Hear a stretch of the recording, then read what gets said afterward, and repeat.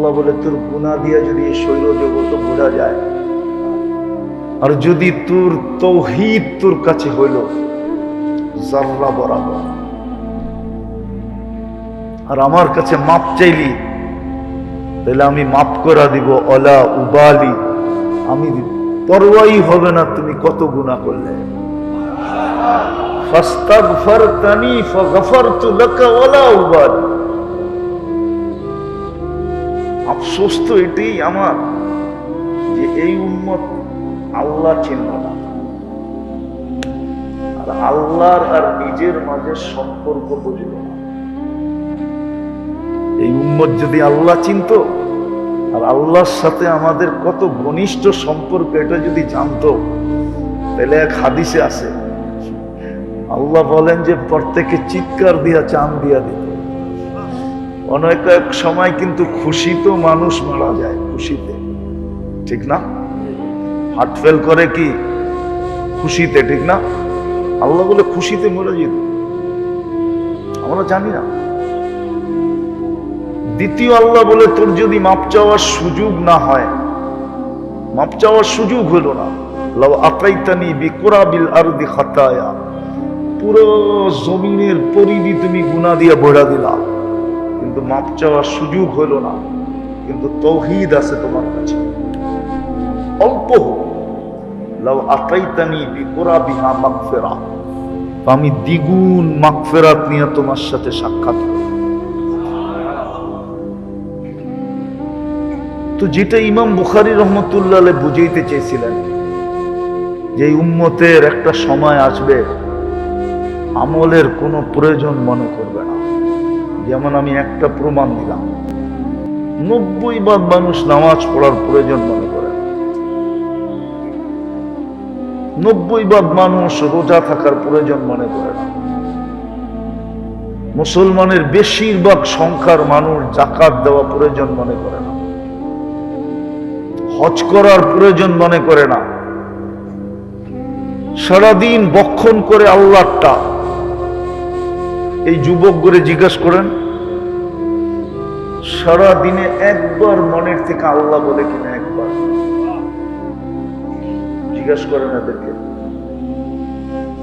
সারাদিনে যদি একবার মনের থেকে আল্লাহ বলতো, একবার।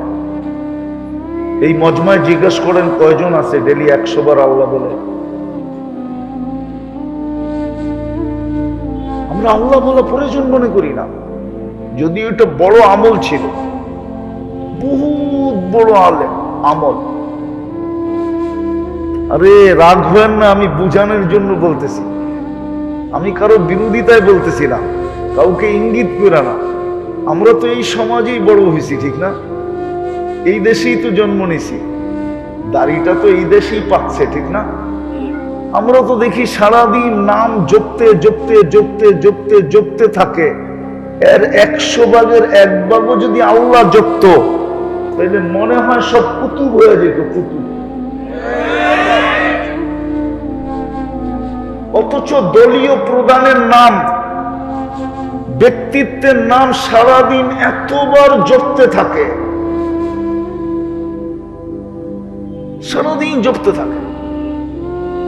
অথচ আল্লাহর নাম জপা সবচেয়ে বড় ডিউটি ছিল আমাদের। হায়, কোরআন তো এটাই বলছিল, কুতিলাল ইনসানু মা আকফারা। ও মানুষ, এই জন্যই তো 96 বার বলছেন আল্লাহ, আর রহমানের ভিতরে 96টা নেয়ামতের কথা বলছেন। প্রত্যেকটা নেয়ামতের পরে আল্লাহ কি বলছে? ফাবিআইয়ি, এটার অর্থ কি? এটা আমার কাছে আরেকটা অর্থ আছে, দেখি এটা মনে লাগে কিনা। আল্লাহ এক একটা নেয়ামত বলে বলছে, আমরা বলি আমার কোন কোন নেয়ামতকে অস্বীকার করবে। আমি এই তর্জমা মানি, কিন্তু আমি একটা তর্জমা আপনাদেরকে শোনাই। আল্লাহ যেন আমাদেরকে বুঝাইতে চাইতেছে, আমি 96টা নেয়ামত তোকে দিলাম, বল তুই আমাকে কি দিলি, বল তুই আমাকে কি দিলি, बता तूने मेरे लिए क्या किया। আমি তো ৯৬টা নেয়ামত দিলাম করে, তুই আমারে কি দিলি বল? উচিত ছিল সারাদিন আল্লাহর নাম নেওয়া। আজকে মুসলমানের এই দুরবস্থা কেন একটু ভাবেন। ২৫০ কোটি মুসলমান, ৬০টা মুসলিম দেশ, দুনিয়ার সবচেয়ে বড় কারেন্সি মুসলমানের কাছে, দুনিয়ার সবচেয়ে বেশি ব্র্যান্ড মুসলমান ব্যবহার করে, দুনিয়ার সবচেয়ে বেশি কাপড় চোপড় মুসলমান ব্যবহার করে, দুনিয়ার সবচেয়ে বেশি প্রসাধনী মুসলমান ব্যবহার করে, দুনিয়ার সবচেয়ে বেশি খাওয়া দাওয়া মুসলমান খায়। মুসলমানের চেয়ে বেশি আইটেম দুনিয়ার কেউ খায় না। কেউ আমাকে মিলিয়ে দিতে পারবে না। চ্যালেঞ্জ সারা দুনিয়ার মিডিয়ার সাথে আমার, কেউ আমাকে মিডিয়া দিয়ে মিলিয়ে দিতে পারবে না যে মুসলমানের চেয়ে বেশি কাপড় চোপড় কেউ পরে। আমি এই নূরবাগের মাদ্রাসার কমপ্লেক্সের ভিতরে বসে বলতেছি, আর নূরবাগ তো পুরাটাই শিক্ষিত। কেননা নূরবাগের মানুষের সামনে আমাদের শিক্ষার কোনো মূল্যই নেই। আমরা নিজেদেরকে শিক্ষিত মনে করি না। ওনাদেরকে আমি জিজ্ঞেস করি, বিল গেটসের যদি কোনো একটা শার্ট $৩০০ বেশি কেউ দেখাইতে পারে, ওর জুতা আমার কাজ। $৩০০ উপরে কোনো শার্ট নাই। কিন্তু এই নূরবাগে এরকম লোক পাওয়া যাবে, নাম বলবো না, চিনি আমি, যার একটা গেঞ্জির দাম, গেঞ্জির হাতা কাটা গেঞ্জির দাম সিঙ্গাপুরি ডলারে $১৫০০। আমরা চিনি, আমরা দুনিয়া ঘুরে বেড়াই, আমরা চিনি। মুসলমানের চেয়ে দামি জিনিস কেউ পড়ে না। তারপরও মুসলমান আজকে সারা দুনিয়া ঘৃণিত কেন, দীক্ষিত কেন, অবহেলিত কেন, লাঞ্ছিত কেন, বঞ্চিত কেন, এই দুরবস্থা কেন? যদি মুসলমানদের দুরবস্থা আমার যুবকরা না দেখতো, ওরা সারাদিন নেটে দেখতে থাকে যে ইসলাম মুসলমান মানি একটা কলঙ্ক। এই জন্য ও চুলের স্টাইল পাল্টায় ফেলছে, চুলের স্টাইল চেঞ্জ।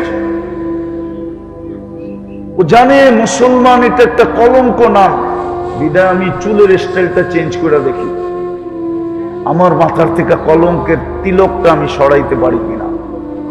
এই জন্য ওর পোশাক আশাক ভিন্ন, ওর চাল চলন ভিন্ন, আমাদের যুবতীদের চাল চলন ভিন্ন, আমার পুরো সমাজের চাল চলন ভিন্ন। যে উম্মতকে দাড়ি দিলেন জান্নাতে যাওয়ার জন্য, ওই উম্মত দাড়ি শেভ করে? এই উম্মতকে তো দাড়ি দিছে জান্নাতে যাওয়ার জন্য। আমি হাদিস দিতে পারি আপনাকে। যাকে আল্লাহ মুসলমানের ঘরে নিজে নির্বাচিত করলেন,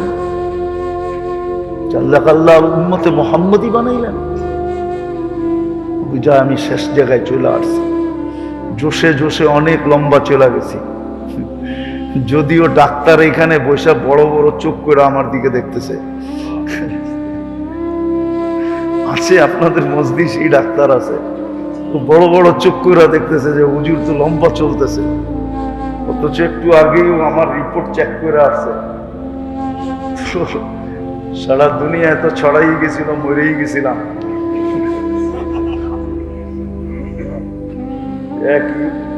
এক মিডিয়ালা এসে বলতেছিল, হুজুর আমার ভিউজ হয়েছে একদিনে 25 মিলিয়ন, শুধু আপনার মরণের খবর। এবার বোঝেন ওর কোয়া বড় কিরকম হয়েছে।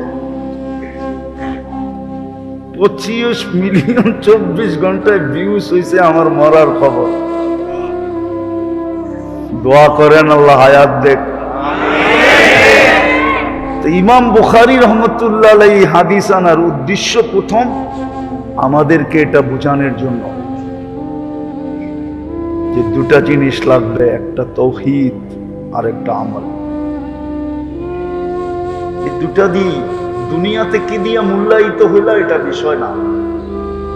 ইমাম বুখারীর কাছে এটা বিষয় না, দুনিয়ায় কে কোন জিনিস দ্বারা মূল্যায়িত হইল, দামি হইল, এটা ইমাম বুখারী। বিষয় না, আল্লাহরও বিষয় না, রসুলেরও বিষয় না। ওনার বিষয় হলো যে দুটা দিয়া মূল্যায়িত হবে, একটা হলো তাওহীদ আর একটা হলো কি আমল। আরেক দল আছে আমাদের ভিতরে, এটাও প্রত্যেক বাড়ি বাড়ি আছে, এটাও প্রত্যেক বাড়ি বাড়ি আছে। এই জন্য আমাদের সমাজে একটা কথা প্রচলিত আছে, আরে হুজুররা কয়, হুজুররা বলেই, হুজুর কামই বলা, ঠিক না? ওরা এটা মানতে চায় না যে আমল মাপবে। ওরা বলবে এটা আমার মাপবে কি করে? ইমাম বুখারী রহমতুল্লাহ আলাইহি দ্বিতীয় দলকে বুঝাইতে চাইতেছেন, ওয়ানাজাউ মাওয়াদিনাল কিসত। তোমাদের কাছে যদি মাপার জন্য এত যন্ত্র হতে পারে, তোমরা বাতাসের গতি মাপতে পারো, তোমরা যদি বলের গতি মাপতে পারো, তোমরা যদি বলারের গতি মাপতে পারো, স্পিরিট মাপতে পারো, তোমরা যদি তাপ মাপতে পারো, তোমরা যদি শীতের তাপ মাপতে পারো, তোমরা যদি এত কিছু পারো, তাহলে তোমাদেরকে ব্রেনটা যে আল্লাহ দিছে, ওই আল্লাহ কত কিছু পারে। ইমাম বুখারী রহমতুল্লাহ আলাইহি দ্বিতীয় দলকে বুঝাইতে চাইতেছে যে আল্লাহ কালকে মাইপা দেখায় দিবে। মাইপা কি করবে? মাইপা এরকম পাল্লা দিয়া মাপবে যেটার থেকে সূক্ষ্ম আর কিছু নাই। তোমাদেরটার কত সূক্ষ্ম, আল্লাহর চেয়ে 100 কোটি গুণ বেশি সূক্ষ্ম। আল্লাহ মাইপা দেখায়। এই দলকে ইমাম বুখারী রহমতুল্লাহ আলাইহি বুঝাইতে চাইতেছে যে আমল আল্লাহ মাইপা তোমাকে দেখায় দিবে, এটাই সত্য। এই জন্য আবার উনি আমলের ওয়েটও দেখায় দিয়েছেন যে দেখো শব্দ কিন্তু দুইটা হইলে কি হবে? সুবহানাল্লাহি ওয়া বিহামদিহি একটা, ওয়া সুবহানাল্লাহিল আযীম আরেকটা। শব্দ কিন্তু দুটা, কিন্তু ওজন কতটুকু, এটার ভ্যালু কতটুকু, এটা উনি দেখায় দিয়েছেন। বিলকুল সহজ, বিলকুল সহজ। খফিফাতানি আলাল লিসান, কিন্তু প্রিয় আল্লাহর কাছে কিরকম? হাবিবাতানি ইলার রহমান, আল্লাহর কাছে অবর্ণনীয় প্রিয়। সাকিলাতানি ফিল মিজান, মিজানের পাল্লায় বড় ওয়েট। এই জন্য আমাদের উচিত এটা শিখা, ডেলি কমসে কম 2-4 বার ডেলি পড়া উচিত, কমসে কম একবার হলেও পড়া উচিত। সুবহানাল্লাহি ওয়া বিহামদিহি পড়েন, ও সুবহানাল্লাহি ডেলি একবার পড়া আপনি মুস্কি হাসি দিতে পারেন। যদি বললেন হাসি দিলা কেন? বলে আমি আজকে এরকম 2টা শব্দ পড়ছি যেটা মিজানের পাল্লায় সবচেয়ে বেশি ওজনওয়ালা। যেমন আমি একটা কথা বলি, বারাটিয়ারা ডেলি 5 বার হাসি দিতে পারে, আবার বাড়িওয়ালারা রাগ হয়ে যাবে। বলবো বারাটিয়ারা ভাবে যে আমি তো ভাড়া থাকি, বাড়ি তো নাই। তো ও যদি প্রত্যেক নামাজের পরে 10 বার সূরা ইখলাস পড়ে, জান্নাতে একটা বাড়ি হয়। তো 5 ওয়াক্তে পড়লে কয়টা বাড়ি? কি তো প্রত্যেক নামাজের পরে 10 বার করে একটা হাসি দিতে পারে। যদি বাড়িওয়ালা জিজ্ঞাসা করে আমারে দেখে হাসি দিলেন কেন, তো বলতে পারে আপনি তো এখানে একটা বাড়ি বানাইলেন, আমি এখন জান্নাতে একটা বাড়ি বানাইলাম। এরকম এটাও আমরা ডেলি একবার পড়ে হাসি দিতে পারি। কি পড়বেন তো? আর আমার ছেলেদেরকে আমি বলবো একটা কথাই বলবো, যদিও কথা বলার দরকার ছিল বেশি, কিন্তু শরীর অনুমতি দিতেছে না, এই জন্য বলতেছি না। একটা কথাই বলবো ছেলেদেরকে, যে জান যাইতে পারে, কিন্তু আহলে সুন্নাত ওয়াল জামাতের বাহিরে কখনো যাবে না। জান চলে যেতে পারে, জান তো যাবেই, জান তো আজ যাক আর কাল যাক, ঠিক না? যদিও আমার মৌতের কথা খুব প্রচার হয়েছে, কিন্তু মিথ্যা, ঠিক ঠিক না? কিন্তু একদিন তো সত্য হবে, না হবে না? জান তো একদিন যাবেই, কিন্তু জান চলে যেতে পারে, কিন্তু কোনদিন আমরা আহলুস সুন্নাত ওয়াল জামাতের বাহিরে